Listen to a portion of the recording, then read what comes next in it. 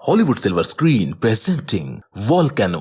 कहानी की शुरुआत में हमें लॉस एंजलिस शहर का सीन दिखाया जाता है, जहां बहुत सारे लोग एक सबवे को बनने से रोकने के लिए हड़ताल कर रहे होते हैं। असल में यहाँ की सरकार अभी अभी चेंज हुई है, जिसकी वजह से उस सबवे का काम बहुत धीरे धीरे हो रहा है, जिससे आम लोगों को अपना काम करने में मुसीबतों का सामना करना पड़ रहा है। इसलिए वो इस सबवे का काम रोकना चाहते हैं। वहीं दूसरी ओर हमको इस कहानी का मेन कैरेक्टर माइक अपने घर पर अपनी बेटी केली के लिए खाना बनाता हुआ दिखाई देता है। माइक एक भूकंप एक्सपर्ट है और वो नेशनल इमरजेंसी डिपार्टमेंट में काम करता है, जहाँ पर वो एक बहुत बड़ी पोस्ट पर है। लेकिन इस वक्त माइक ने अपने इस काम से कुछ दिनों की छुट्टी ले रखी है, ताकि वो अपनी बेटी के साथ कुछ समय बिता सके। वहीं दूसरी ओर हमको एक आदमी को दिखाया जाता है जिसे अभी अभी गोली लगी है। उसे एक बड़े हॉस्पिटल में ले जाया जाता है, जहाँ पर डॉक्टर जया उसका इलाज करती है। पर तभी वहाँ पर एक भूकंप आता है, जिससे सभी चीजें इधर उधर हो जाती हैं। इस भूकंप के झटके माइक को अपने घर पर भी महसूस होते हैं। उसके घर का सामान भी नीचे गिर जाता है। इस भूकंप को देखकर माइक अपनी छुट्टियों को छोड़कर अपने काम पर जाने का फैसला करता है। वो अपने ऑफिस फोन करके इस भूकंप के बारे में पूछता है, जिस पर उसका जूनियर उसको घर पर ही आराम से रहने की सलाह देता है, क्योंकि उनके हिसाब से ये काफी छोटा भूकंप था, क्योंकि वो लोग तो रोज ही ऐसे भूकंप की जांच करते हैं। पर माइक फिर भी ऑफिस जाने का सोचता है। उसकी बेटी भी उससे नाराज हो जाती है, क्योंकि उसने उससे वादा किया था कि इस पूरे हफ्ते वो उसी के साथ रहेगा। माइक अपनी बेटी के लिए एक बेबी सिटर को बुलाता है और खुद अपने काम पर चला जाता है। उधर शहर के बीचों बीच एक कंस्ट्रक्शन का काम चल रहा होता है। वहाँ पर नीचे टनल में कुछ लोग काम करने गए हुए होते हैं, पर उसी भूकंप की वजह से उन लोगों में से कई की मौत हो जाती है। उन सब में से एक आदमी जिंदा बच जाता है, पर वो पूरी तरह से जल चुका है। अब ये मामला भूकंप से रिलेटेड है, इसलिए माइक को कॉल करके वहाँ पर बुलाया जाता है, क्योंकि वो भूकंप एक्सपर्ट है। माइक उस टनल को चेक करने के लिए अपने एक साथी के साथ नीचे उस टनल में जाता है, जहाँ पर बहुत गर्मी होती है। टनल में आगे चलने पर माइक को वहाँ पर बहुत सारे चूहे मरे हुए मिलते हैं, जो कि वहाँ के बढ़ते हुए टेम्परेचर से मर गए थे। माइक टेम्परेचर नापने वाली मशीन से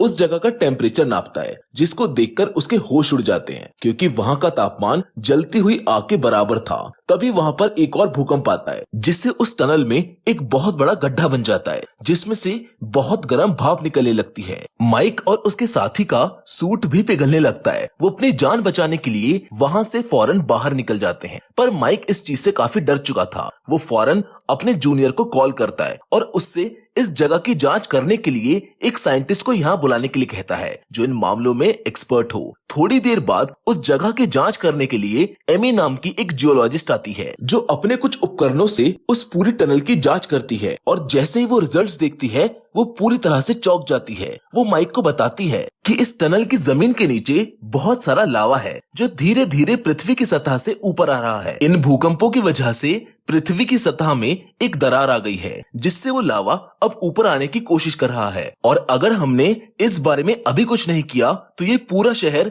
उस लावे की चपेट में आकर मारा जाएगा। माइक एमी की बात को सुनकर हंसने लगता है। वो बोलता है कि शायद तुम पागल हो चुकी हो, लावा और वो भी लॉस एंजलिस की जमीन के नीचे, ऐसा हो ही नहीं सकता। एमी अपनी इस बात को साबित करने के लिए माइक से उस टनल में नीचे जाने की परमिशन मांगती है, पर माइक उसको साफ मना कर देता है, क्योंकि वहाँ तो उसकी भी जान जाने वाली थी और वो भी वहाँ से बाल बाल बचकर आया था। एमी उसकी बात को नहीं सुनती और अपनी बात को सही साबित करने के लिए उसी रात अपने एक साथी जियोलॉजिस्ट को लेकर उसी टनल में चली जाती है। उसको वहाँ वो दरार मिलती है, जहाँ से बहुत गर्म भाप निकल रही होती है। तभी वहाँ पर एक और भूकंप आता है, जो पिछले भूकंप के मुकाबले काफी बड़ा होता है। इस भूकंप से पूरे शहर की बिजली चली जाती है और टनल में चल रही एक ट्रेन भी उस भूकंप का शिकार होकर फंस जाती है, जिसमें काफी सारे लोग होते हैं। भूकंप की वजह से उस टनल में वो गड्ढा और भी ज्यादा बड़ा हो जाता है और उसमें से लावा बाहर आने लगता है। यानी एमी की बात बिल्कुल सही थी। तभी वहाँ से बहुत तेज भाप निकलती है,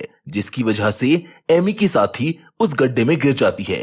लेकिन एमी उसका हाथ पकड़ लेती है, पर उस गड्ढे के आसपास इतनी गर्मी थी कि एमी के हाथ की खाल ही जलने लगती है, जिसकी वजह से उससे अपनी साथी जियोलॉजिस्ट का हाथ छूट जाता है और उसकी उस गड्ढे में गिरकर मौत हो जाती है। एमी इस चीज का सदमा लिए उस टनल से फौरन बाहर आ जाती है। बाहर आकर वो देखती है कि उस टनल के साइड वाले तालाब का पानी पूरी तरह से उबल रहा है और वहाँ सभी लोहे की चीज पिघल रही हैं। वहीं दूसरी ओर माइक की बेटी केली को घर पर अकेले डर लग रहा था, इसलिए माइक उसे अपने साथ कार में बैठाकर अपने ऑफिस ले जा रहा होता है। पर तभी सभी रोडों के नीचे के टनल के ढक्कन एक बहुत तेज भाप के झटके से उड़ जाते हैं और उनमें से भाप निकलने लगती है और उस टनल के पास वाले तालाब से भी बहुत तेज भाप बाहर निकलने लगती है, जिसकी थोड़ी देर बाद उस तालाब में एक बहुत बड़ा धमाका होता है और उस धमाके से टूटे हुए पत्थर जलते हुए बिल्डिंग्स पर जाकर लगने लगते हैं और देखते ही देखते बाकी दूसरी जगह पर भी बहुत तेज धमाके होने लगते हैं। हर तरफ आग ही आग और तबाही होने लगती है। इस चीज को देखकर माइक भी बहुत ज्यादा डर जाता है, पर अब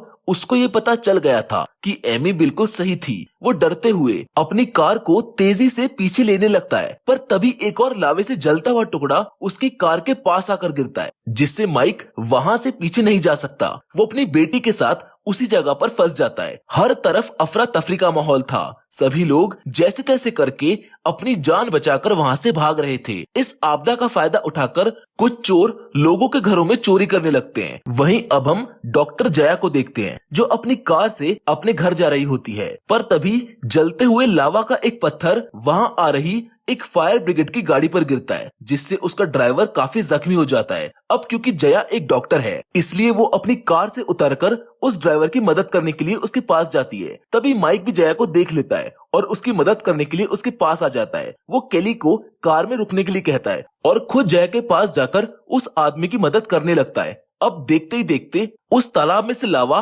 बाहर निकलकर रोड की तरफ आने लगा था। उसी रोड पर माइक की गाड़ी भी खड़ी होती है, जिसमें केली बैठी थी। अब धीरे धीरे लावा केली की ओर आ रहा था।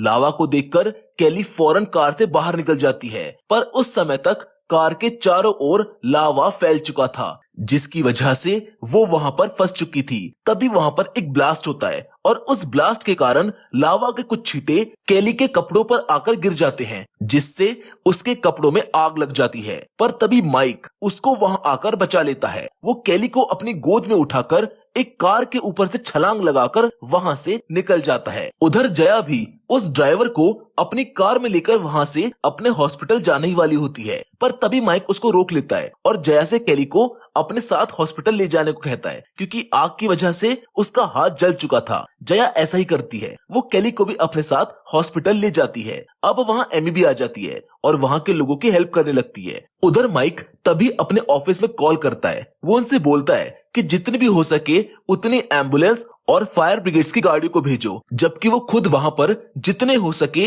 उतने लोगों की जान बचाने में लग जाता है। थोड़ी देर बाद बहुत सारी फायर ब्रिगेड्स और एम्बुलेंस वहां पर आ जाती हैं और सभी लोगों की हेल्प करने लगती हैं। तभी माइक को एक आदमी जख्मी हालत में पड़ा हुआ दिखाई देता है, जो चल नहीं पा रहा था। वो उसकी हेल्प करने के लिए उसके पास जाता है। इतने में एमी भी माइक का साथ देने के लिए वहां पहुंच जाती है। वो दोनों मिलकर उसे वहां से एम्बुलेंस की ओर ले जाने लगते हैं, पर तभी एक जलता हुआ पेड़ उनके रास्ते में गिर जाता है। वो दूसरी ओर से भी जाने की कोशिश करते हैं, पर वहां पर भी एक बस खड़ी होती है और सामने की तरफ जलता हुआ लावा था। माइक और एमी बुरी तरह से वहां पर फंस चुके थे, पर तभी फायर ब्रिगेड वाले उनको एक सीढ़ी देते हैं और उसके ऊपर से उन्हें आने को बोलते हैं, पर आधे रास्ते पर ही वो सीढ़ी लावा की गर्मी से पिघलने लगती है और टूटकर नीचे गिर जाती है। पर माइक, एमी और उस जख्मी इंसान की किस्मत काफी अच्छी होती है कि वो सीढ़ी आगे जाकर गिरती है, जिससे उन सभी की जान बच जाती है। उधर भूकंप की वजह से टनल में फंसी हुई ट्रेन के ड्राइवर को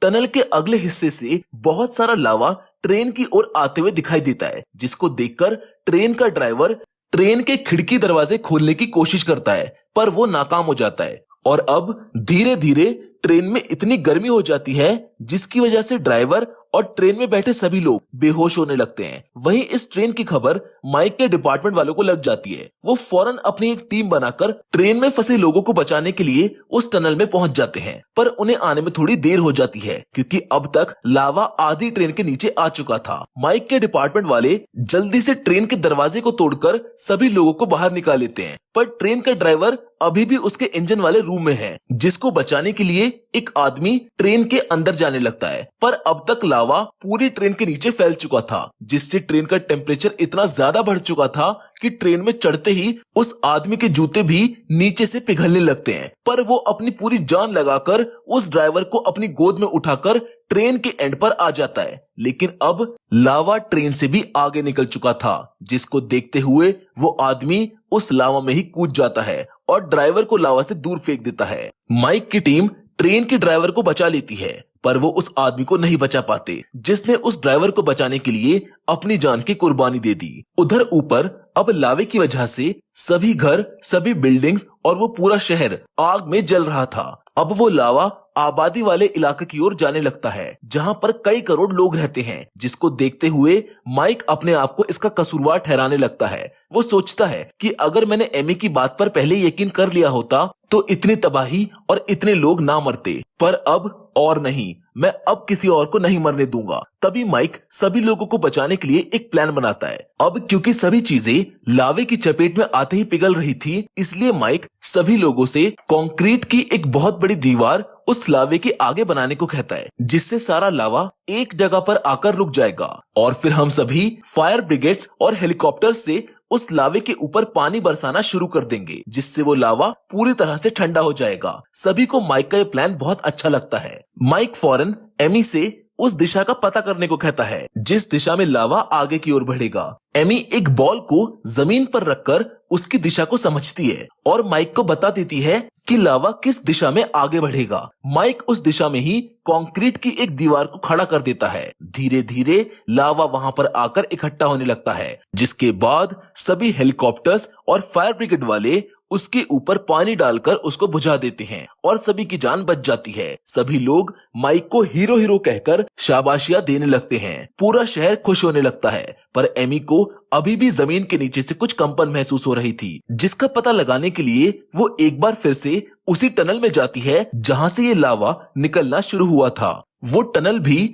बिल्डिंग के मलबों की वजह से बंद हो चुकी थी। एमी अपने टेम्परेचर नापने वाले डिवाइस से उस जगह का टेम्परेचर नापने लगती है, जिससे उसको पता चलता है कि हम लोग अभी गलत ही खुशी मना रहे हैं, क्योंकि अभी तो लावा का पूरा समंदर इस शहर के नीचे बह रहा है, जो बस अब 20 मिनट में बाहर आने वाला है और इस बार हम उसको इतने पानी से भी नहीं रोक पाएंगे। एमी तुरंत माइक को कॉल करके इस बारे में बताती है। इस बात को सुनकर माइक की खुशी दुख में बदलने लगती है। धीरे धीरे टनल में लावा आने लगता है। एमी उस टनल से ऊपर चली जाती है, जिसके बाद माइक और एमी एक कैमरे को उस टनल के अंदर डालकर लावे को चेक करने लगते हैं। तभी टनल के अंदर लावे का समुंदर आकर उस कैमरे को अपने साथ ले जाता है। माइक तभी एक मैप को लेकर उस लावे की बहने की दिशा को चेक करता है कि वो लावा शहर के किस हिस्से से होकर निकलेगा। तभी उसको पता चलता है कि इस बार वो लावा डॉक्टर जया के हॉस्पिटल के पास जाकर रुकेगा, यानी सबसे ज्यादा तबाही उसी जगह पर होने वाली थी। माइक को तभी ध्यान आता है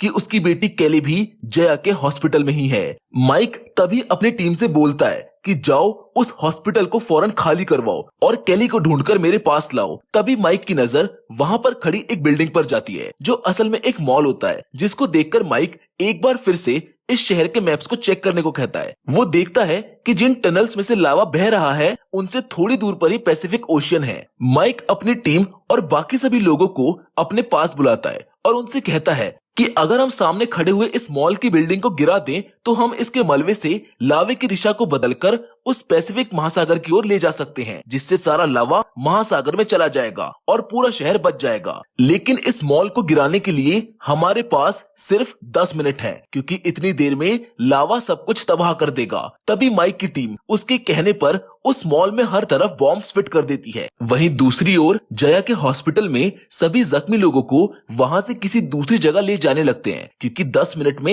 ये पूरी जगह सबसे पहले तबाह होगी। पर जल्दी जल्दी में लोगों को ले जाने की वजह से जख्मी लोगों की हालत और ज्यादा खराब हो जाती है। पर उनको यहाँ से ले जाना भी जरूरी है, क्योंकि अगर किसी वजह से माइक के प्लान ने काम नहीं करा तो सबसे पहले यही लोग मरेंगे और उस समय इन्हें कोई नहीं बचा पाएगा। अब इतने में ही माइक के पास वाली जगह के नीचे से लावा गुजरने लगता है, जिसकी भाप से रोड फटने लगती है और बिल्डिंग्स हिलने लगती है। देखते ही देखते सारी रोड के टनल्स के ढक्कनों से फव्वारे की तरह लावा निकलने लगता है, जिससे हर तरफ ब्लास्ट होने लगते हैं। तभी माइक भी अपनी टीम से उस मॉल को उड़ाने के लिए बोलता है, जिसके बाद माइक की टीम वाले उस मॉल को उड़ा देते हैं। तभी माइक को उस मॉल के साइड में अपनी बेटी केली खड़ी हुई दिखाई देती है, जो वहाँ पर एक बच्चे को बचाने के लिए आई थी। उसको देखते ही माइक उसको बचाने के लिए भागता है और उन दोनों को बचाने के लिए नीचे गिरा लेता है, जबकि खुद वो उनके ऊपर लेट जाता है। उतने में ही मॉल का सारा मलबा माइक के ऊपर गिर जाता है। मॉल के मलबे की वजह से लावा अपनी दिशा बदलकर पैसिफिक महासागर की ओर जाने लगता है, जिसको देखकर माइक की टीम वाले और बाकी सभी लोग खुश हो जाते हैं। लेकिन एमी हड़बड़ी में माइक को उस मलबे के नीचे ढूंढने लगती है। उसको लगता है कि माइक अब नहीं रहा, पर तभी माइक बहुत तेज चिल्लाते हुए केली और उस बच्चे को लेकर उस मलबे से बाहर निकलता है, जिसको देखकर एमी और बाकी सब बहुत खुश हो जाते हैं। वो लावा भी महासागर में जाकर ठंडा हो जाता है, जिससे पूरे शहर और हजारों लोगों की जान बच जाती है। पर माइक के बिना ऐसा करना बिल्कुल भी मुमकिन नहीं था, जिसके बाद हमारा हीरो माइक भी अपनी बेटी को लेकर अपने घर जाने लगता है। लेकिन वो थोड़ा जख्मी हो चुका था, इसलिए पहले वो अस्पताल जाने की सोचता है। और इसी के साथ ये फिल्म यहाँ पर खत्म हो जाती है। हम उम्मीद करते हैं कि वोल्केनो की कहानी आपको पसंद आई होगी।